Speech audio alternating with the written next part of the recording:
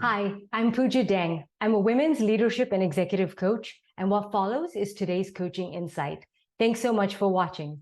In a previous video, I shared how important it is for you to be strategic, right? And you may have gotten that feedback around, I'd like to see you be more strategic. And so how do you put those practices into place?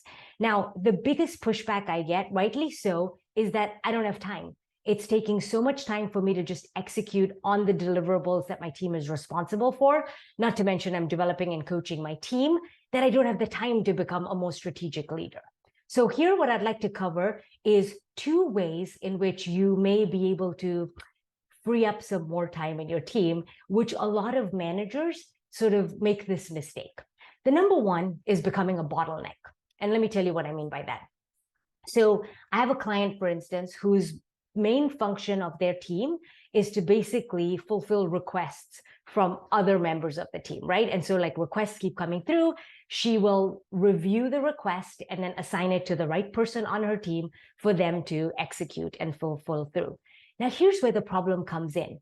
For every request, it has to go through her first.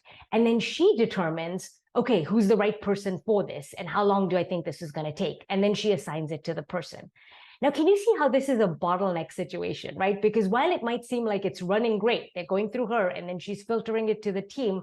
The point is, if she's out of the office, out sick, on vacation, whatever, then the messages or the requests do not flow through correctly.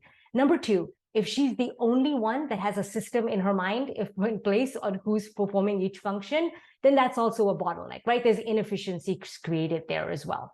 So basically what I'm recommending or suggesting is often managers make the mistake where they're running the operations of their team and they're the only ones doing it, where they may have 6 or 8 people under them, but they are directing the workflow. It isn't clearly set up. These 2 people are the experts in this kind of request. These 2 people are the experts in that kind of request, right?